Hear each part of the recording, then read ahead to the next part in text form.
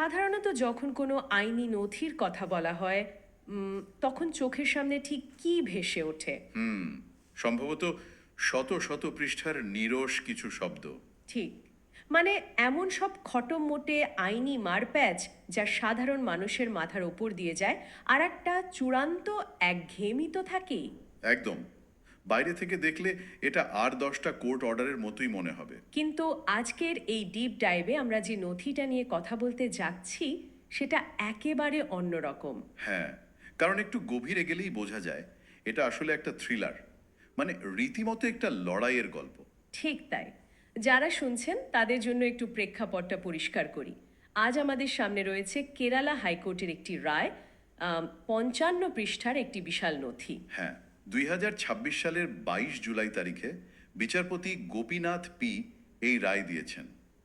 5300/2023 নম্বর writ petition এবং এর সাথে যুক্ত আরও অনেকগুলো মামলার চূড়ান্ত রায় এটি। আর এই 55 পৃষ্ঠার পড়তে পড়তে কোনো শুষ্ক আইনের ধারা নেই। না, একদমই নেই। বরং লুকিয়ে আছে অধিকার আদায়ের এক অবিশ্বাস্য মানবিক গল্প। হ্যাঁ, আর এই জয়টা কিন্তু যে সে জয় নয়। মানে এটা এমপ্লয়িজ প্রভিডেন্ট ফান্ড অর্গানাইজেশন বা ইপিএফও এর মতো বিশাল একটা কাঠামোগত সিস্টেমের বিরুদ্ধে সাধারণ মানুষের জয়। ও আচ্ছা। যারা সারা জীবন চাকরি করে অবসরে গেছেন, তাদের নিজেদের জমানো টাকার ন্যায্য হিসাব পাওয়ার এক দীর্ঘ লড়াইয়ের দলিল হলো এই নথি। বাপরে, এই লড়াইয়ের পেছনের মানুষগুলোর কথা জানলে সত্যি অবাক হতে হয়। আমি যখন পিটিশনারদের তালিকাটা দেখছিলাম তখন শুধু যে নামগুলো চোখে পড়লো তা নয়, তাদের বয়সগুলো দেখে আমি রীতিমতো চমকে গেছি। হ্যাঁ, বয়সগুলো দেখলে আসলেই থমকে যেতে হয়। আপনি কাদের কথা বলছেন সেটা একটু খুলে বলুন। যেমন ধরুন কে কৃষ্ণকুমার, ম্যাথিউ স্যামুয়েল, গীতা কুমারী সিভি বা কচুবার কে টিএ এর মতো অজস্র নাম রয়েছে এই নথিতে। এদের বয়সের দিকে তাকালে দেখা যায় এদের সবার বয়স মূলত 66 থেকে 70-এর ঘরে বা তারও বেশি। তার মানে জীবনের একেবারে শেষ ভাগে এসে তারা কোর্টের বারান্দায় দাঁড়িয়েছেন। ঠিক তাই। নথিতে থাকা কচুভারকে টিএ এবং কে সুকুমারন দুজনেরই বয়স 70 বছর। বাপরে।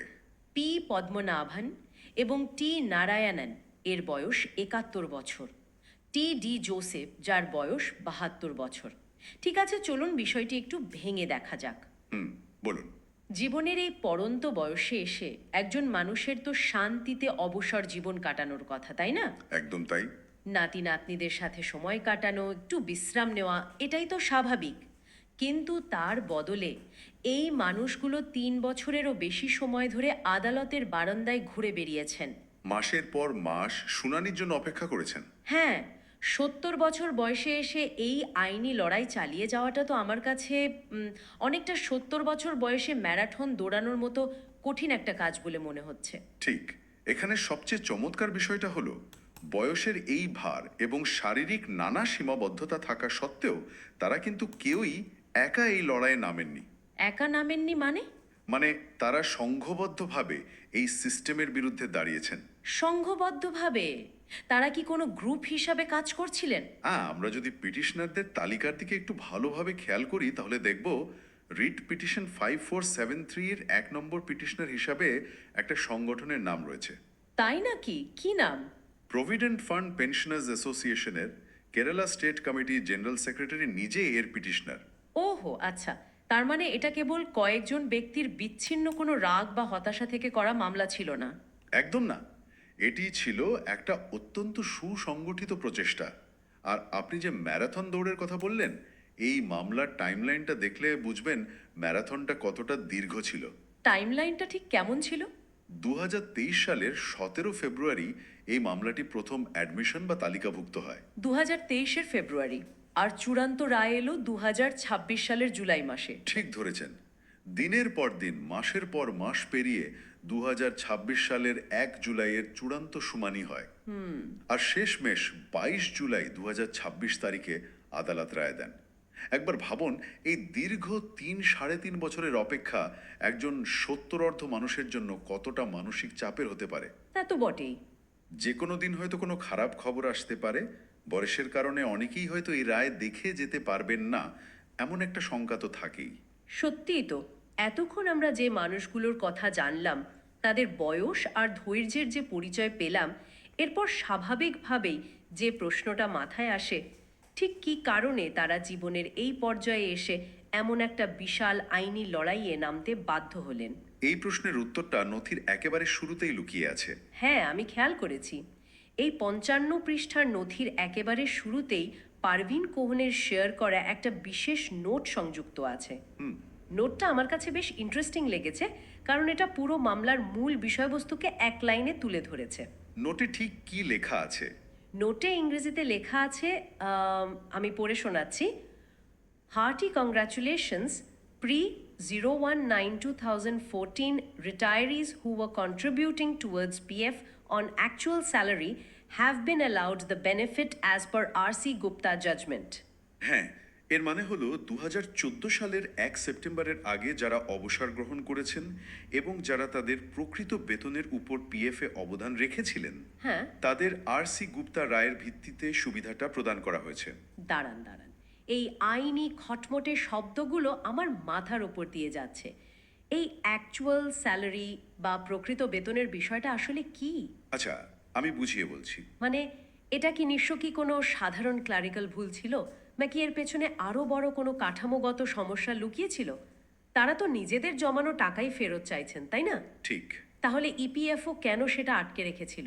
আমরা যদি একটু বৃহত্তর প্রেক্ষাপটে বিষয়টি দেখি, তাহলে বুঝতে পারবো যে এটা মোটেও কোনো সাধারণ ক্লারিক্যাল ভুল ছিল না। তাহলে কি ছিল? এটা ছিল পিএফ ক্যালকুলেশনের একটা বিশাল কাঠামোগত ত্রুটি বা লুপহোল। আচ্ছা, একটু সহজ করে বুঝিয়ে বলবেন। যাদের পিএফ বা প্রভিডেন্ট ফান্ড নিয়ে খুব একটা ধারণা নেই, তাদের জন্য বিষয়টা কিভাবে কাজ করে? তো 15,000 টাকা। এর মানে হলো আপনার মূল বেতন যদি 50,000 টাকাও হয়, তবুও আপনার পিএফ কাটা হবে ওই 15,000 টাকার একটা নির্দিষ্ট শতাংশ হিসেবে। ও আচ্ছা, মানে একটা লিমিট বা ক্যাপ বসানো থাকে। একদম তাই। একে বলা হয় স্ট্যাচুটরি সিলিং। বুঝতে পেরেছি, মানে বেতন যতই হোক ইপিএফও একটা ক্যাপ বসিয়ে দেয়। ঠিক। কিন্তু অনেক কর্মী এবং তাদের নিয়োগকর্তারা মিলে সিদ্ধান্ত নিয়েছিলেন যে তারা এই লিমিটের উপর ভিত্তি করে নয়, বরং কর্মীর পুরো 50,000 টাকা বা প্রকৃত বেতনের উপর ভিত্তি করেই পিএফ এ টাকা জমা দেবেন। Actual salary contribution. আচ্ছা, এতে লাভ কি? এতে সুবিধা হলো কর্মজীবন শেষে যখন তারা অবসর নেবেন, তখন তাদের পেনশনের পরিমাণটা অনেক বেশি হবে, কারণ তারা তো টাকা বেশি জমা দিয়েছেন। এটা তো খুবই লজিক্যাল। আমি বেশি টাকা ইনভেস্ট করেছি, তাই রিটার্নও বেশি পাবো। তাহলে সমস্যাটা কোথায় হলো? সমস্যাটা হলো খোদ ইপিএফও এর সিস্টেমে। কি রকম?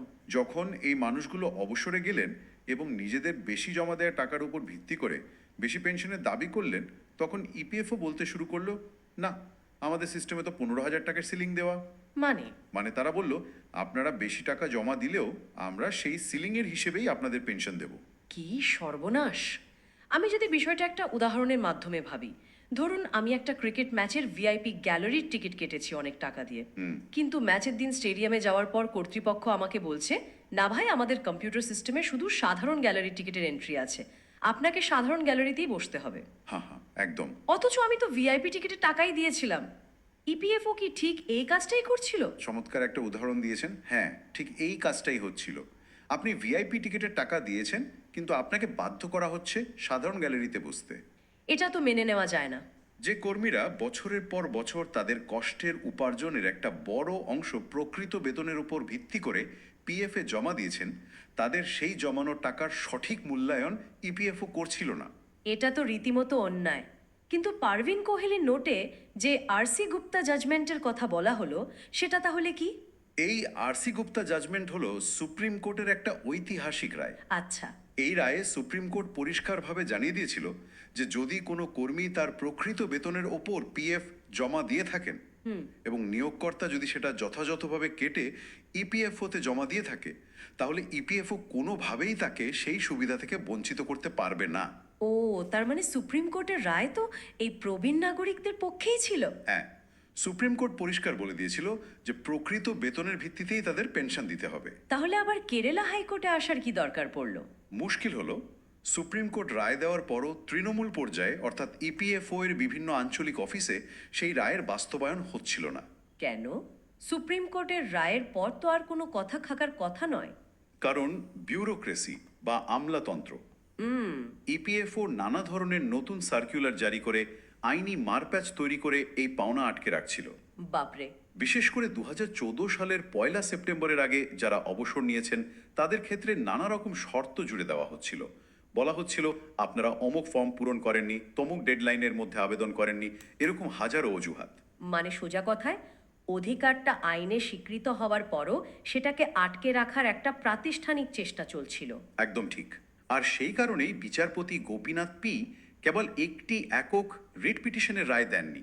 আচ্ছা, তিনি অনেকগুলো মামলা একসাথে দেখেছেন। হ্যাঁ, নথির শিরোনামটা দেখলে বুঝবেন তিনি 2023 সালের 5300 নম্বর রিট পিটিশনের সাথে 5442, 5460, 5473, 5503, 5510 এবং 7790 এরকম অসংখ্য সংযুক্ত মামলার একসাথে চূড়ান্ত শুনানি করেছেন। এতগুলো মামলা একসাথে, তার মানে এই সমস্যাটা শুধু কয়েকজনের ছিল না। একদমই না, পুরো কেরালা জুড়ে শয়ে শয়ে প্রবীণ নাগরিক একই সমস্যার শিকার হয়েছিলেন। এতগুলো আলাদা আলাদা মামলা একই সাথে আদালতে আসা এবং সেগুলোকে একত্রিত করে রায় দেওয়ার মানেই হলো প্রকৃত বেতনের উপর পিএফ কন্ট্রিবিউশনের এই দাবিটি কোনো বিচ্ছিন্ন ঘটনা ছিল না, এটি ছিল একটি ব্যাপক পদ্ধতিগত ব্যর্থতা। এই কাঠামোগত সমস্যার বিষয়টা যখন এলো তখন নথির রেসপন্ডেন্ট বা বিবাদীদের তালিকাটা নিয়ে কথা বলা খুব জরুরি। ঠিক। যখন এত বিপুল সংখ্যক মানুষ একত্রিত হয়ে লড়াই করছেন তখন সিস্টেমের ঠিক কোন অংশের বিরুদ্ধে তাদের এই সংগ্রাম ছিল সেটা জানা দরকার। হ্যাঁ, রেসপন্ডেন্টদের তালিকাটা বেশ লম্বা। আমি তালিকাটা দেখছিলাম। একেবারে 1 নম্বর রেসপন্ডেন্ট হিসেবে রয়েছে খোদ ভারত সরকার, যাদের প্রতিনিধিত্ব করছেন নয়াদিল্লির শ্রম ও কর্মসংস্থান মন্ত্রণালয়ের সচিব। এরপর 2 এবং 3 নম্বরে রয়েছে এমপ্লয়িজ প্রভিডেন্ট ফান্ড অর্গানাইজেশন বা ইপিএফও নিজে। নয়াদিল্লির চিফ প্রভিডেন্ট ফান্ড কমিশনার থেকে শুরু করে এর্নাকুলাম, তিরুবনন্তপুরম, কোজিকোর এবং কান্নুরের মতো জায়গার রিজিনাল প্রভিডেন্ট ফান্ড কমিশনাররা এই মামলায় সরাসরি বিবাদী। কিন্তু কি? এখনই বিষয়টি সবচেয়ে বেশি কৌতূহলোদ্দীপক হয়ে ওঠে। আপনি নিশ্চয়ই কোম্পানিগুলোর নামের কথা বলতে চাচ্ছেন। হ্যাঁ, রেসপন্ডেন্টদের তালিকায় শুধু যে সরকারি কর্তৃপক্ষ বা ইপিএফও আছে তা নয়, বরং পিটিশনাররা আগে যেসব জায়গায় কাজ করতেন সেই কোম্পানিগুলোর নামও এখানে জ্বলজ্বল করছে। ঠিক। এবং এই কোম্পানিগুলোর বৈচিত্র্য দেখলে যে কারোর চোখ কপালে উঠবে। হ্যাঁ, কোম্পানিগুলোর নাম এবং তাদের কাজের ধরন খেয়াল করলে এই মামলার আসল ব্যাপ্তিটা কতটা গভীরে ছিল সে সম্পর্কে একটা পরিষ্কার ধারণা পাওয়া যায়। যেমন ধরুন, অম্বুলামকালে অবস্থিত হিন্দুস্তান অর্গ্যানিক কেমিক্যালস লিমিটেড বা এইচওসি এর নাম রয়েছে রেসপন্ডেন্ট হিসাবে। আবার 5460 নম্বর পিটিশনে বিবাদী হিসাবে রয়েছে কালামাসিরির পিটিএল এন্টারপ্রাইজেস লিমিটেড, যা মূলত অ্যাপোলো টায়ার্সের সাথে যুক্ত। হ্যাঁ। এখানেই শেষ নয়, 5503 নম্বর পিটিশনে রয়েছে ট্রাভাঙ্কোর সুগারস অ্যান্ড কেমিক্যালস লিমিটেডের নাম। আর সবচেয়ে বেশি নজর কাড়ে 5300 নম্বর পিটিশনের রেসপন্ডেন্ট তালিকায় থাকা নামটা। একদম, Kerala cooperative milk marketing federation, যা সাধারণ মানুষের কাছে মিলমা নামে বেশি পরিচিত। ঠিক। এই মিলমার আবার বিভিন্ন আঞ্চলিক শাখা, যেমন মালাবার, এর্নাকুলাম এবং তিরুবনন্তপুরমের শাখাকেও রেসপন্ডেন্ট করা হয়েছে। একবার ভাবা যায় বিষয়টা। এটি একটি অত্যন্ত গুরুত্বপূর্ণ প্রশ্ন তুলে ধরে, তাই না? মানে একদিকে রাসায়নিক কারখানা, অন্যদিকে টায়ার প্রস্তুতকারক কোম্পানি, আবার চিনি কল থেকে শুরু করে দুধের সমবায় সমিতি, সম্পূর্ণ আলাদা আলাদা সেক্টর। এই কোম্পানিগুলোর কাজের মধ্যে কোনো মিল নেই, অথচ এই সব ভিন্ন ভিন্ন খাতের কর্মীরা তাদের জীবনের শেষ বেলায় এসে ঠিক একই আইনি সংকটে পড়েছেন। হ্যাঁ, আর এই পয়েন্টটাই সবচেয়ে ক্রুশিয়াল। কিভাবে? যখন এতগুলো সম্পূর্ণ ভিন্ন খাতের স্বনামধন্য প্রতিষ্ঠান এবং সেই প্রতিষ্ঠানগুলোর শত শত সাবেক কর্মী একই পিএফ ফান্ডের সুবিধার জন্য ইপিএফওর বিরুদ্ধে একজোট হয়ে মামলা করেন, তখন একটা বিষয় দিনের আলোর মতো পরিষ্কার হয়ে যায়। কি সেটা? বিষয়টা হলো, এই সমস্যাটা কোনো নির্দিষ্ট কোম্পানির অভ্যন্তরীণ গাফিলতি ছিল না। মিলমা বা অ্যাপোলো টায়ার্স তারা কিন্তু ঠিকই তাদের কর্মীদের প্রকৃত বেতনের ওপর ভিত্তি করে পিএফ এর টাকা কেটে ইপিএফওতে জমা দিয়েছিল। ও আচ্ছা। কোম্পানিগুলোর দিক থেকে কোনো ভুল ছিল না। তার মানে সমস্যাটা ছিল সেন্ট্রাল সিস্টেমে। ঠিক তাই। এটি ছিল পিএফ ফান্ডের কেন্দ্রীয় ব্যবস্থাপনা এবং নিয়মকানুনের সাথে জড়িত একটা অনেক বড় আমলাতান্ত্রিক জটিলতা। ভারত সরকার এবং ইপিএফওর মতো নীতি নির্ধারক প্রতিষ্ঠানগুলো যে অদ্ভুত নিয়ম বা ডেডলাইনের গ্যাঁড়াকল তৈরি করেছিল, সেটাই এতগুলো ভিন্ন ভিন্ন খাতের প্রবীণ কর্মীদের এক কাতারে এনে দাঁড় করিয়েছিল। সত্যি তাই। ওই যে আপনি ক্রিকেটের টিকিটের উদাহরণ দিলেন, কোম্পানিগুলো ভিআইপি টিকিটের টাকাই জমা দিয়েছিল, কিন্তু সেন্ট্রাল সিস্টেম সেই টিকিটের স্বীকৃতি দিচ্ছিল না। অবিশ্বাস্য। একজন সাধারণ মানুষের জন্য এই পুরো সিস্টেমের সাথে লড়াই করাটা কতটা হতাশাজনক হতে পারে। একদম। তারা তো কোনো বেআইনি সুবিধা চাননি, শুধু নিজেদের জমানো টাকার ন্যায্য হিসাব চেয়েছিলেন। আর সেই কারণেই কেরল হাইকোর্টের এই রায়টা এত তাৎপর্যপূর্ণ। বিচারপতি গোপীনাথ পি তার রায়ে পরিষ্কার করে দিয়েছেন যে 2014 সালের 1 সেপ্টেম্বরের পূর্বের এই অবসরপ্রাপ্ত কর্মীদের অধিকার কোনোভাবেই বিউরোক্রেটিক অজুহাতে আটকে রাখা যাবে না। বাহ! আরসি গুপ্তা রায়ের যে সুবিধা তাদের পাওয়ার কথা সেটা তাদের দিতেই হবে। তার মানে এই 55 পৃষ্ঠার রায়টি শেষ পর্যন্ত সেই শত শত প্রবীণ চাকরিজীবীর জন্য একটা বিশাল স্বস্তির নিঃশ্বাস নিয়ে এসছে। হ্যাঁ, যারা নিজেদের কর্মজীবনে ঘাম ঝরিয়ে প্রকৃত বেতনের ওপর পিএফ জমা দিয়েছিলেন, তারা অবশেষে সুবিচার পেলেন। হ্যাননি, বরং তারা প্রমাণ করেছেন যে ইপিএফওর মতো একটা বিশাল রাষ্ট্রীয় কাঠামোরও জবাবদিহিতা থাকতে হবে। যারা শুনছেন এই পুরো আলোচনা শোনার পর আমার মনে হয় এই আইনি নথিটি এখন আর শুধু কিছু আইনের ধারা বা নামের তালিকা বলে মনে হওয়ার কথা নয়। একদম না। এটা আসলে শ্রমের ন্যায্য অধিকার আদায়ের একটা জীবন্ত উদাহরণ। এই মামলার প্রতিটি পাতায় যেন আমাদের একটা বড় শিক্ষা দেয়। কি শিক্ষা? শিক্ষাটা হলো নিজেদের অধিকারের জন্য যদি ধৈর্য ধারণ করে সংঘবদ্ধ প্রচেষ্টা চালানো যায়, তাহলে শেষ পর্যন্ত জয় পাওয়া সম্ভব। ঠিক। নথির পাতায় পাতায় ছড়িয়ে থাকা কে কৃষ্ণকুমার থেকে শুরু করে এমটি স্কারিয়া বা থাঙ্গাপ্পান আচারির মতো নামগুলো শুধু আইনি শব্দগুচ্ছ নয়, এগুলো এক একজন মানুষের সারা জীবনের উপার্জনের সুরক্ষার গল্প। হ্যাঁ, তাদের শেষ বয়সের আত্মমর্যাদা নিয়ে বাঁচার গল্প। একদম সঠিক বিশ্লেষণ। এই প্রবীণ নাগরিকরা হাল ছেড়ে দেননি। সিস্টেম তাদের আটকে রাখতে চেয়েছিল, কিন্তু আইনের মাধ্যমে তারা সেই সিস্টেমকে বাধ্য করেছেন সাধারণ মানুষের পক্ষে কাজ করতে। তাহলে এই সব কিছুর মানে কি দাঁড়াচ্ছে? আজকের এই ডিপ ডাইভ থেকে আমরা দেখলাম কিভাবে একটি 55 পৃষ্ঠার রায় শত শত প্রবীণ মানুষের দীর্ঘ আইনি অপেক্ষার অবসান ঘটিয়েছে। কিন্তু আজকের এই গভীর বিশ্লেষণটি শেষ করার আগে একটি অত্যন্ত জরুরি ভাবনা সবার জন্য রেখে যেতে চাই। অবশ্যই। আমরা তো কেবল একটা ফাইলের কথা জানলাম।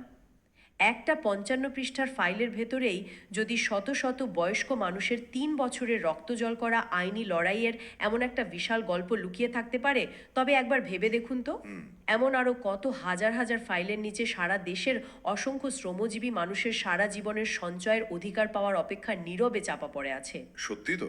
সিস্টেমের এই দীর্ঘসূত্রিতা, নিজেদেরই জমানো টাকা ফিরে পাওয়ার জন্য 70 ঊর্ধ্ব মানুষদের আদালতে আদালতে ঘুরে বেড়ানোর এই বাধ্যবাধকতা, এটা কি আসলেই আমাদের জন্য খুব গর্বের বিষয়?